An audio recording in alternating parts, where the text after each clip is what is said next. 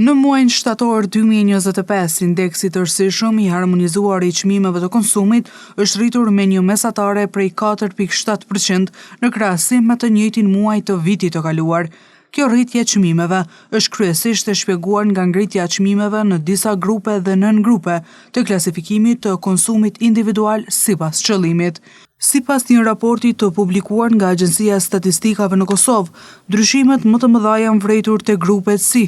pushimet e organizuara plus 23.1%, biletat të fluturimeve plus 22.5%, energjia elektrike plus 17.4%, kafe, çaj dhe kakao plus 14.2%, pemë plus 13.0%, mirëmbajtje dhe riparimet të pajisjeve personale të transportit plus 12.8%, mish plus 12.1%, shërbime të tjera të lidhura me pajisjet personale të transportit plus 10.4%, shërbime hoteliere plus 8.3%, ndërkohë vërejën rritje të çmimeve në produkte të tjera, përfshirë qumësht, djath dhe vezë plus 8.8%, shërbime ambulantore plus 7.3%, vajra dhe yndyra plus 6.8%, perime plus 5.8%, si dhe pije alkoolike plus 4.7%.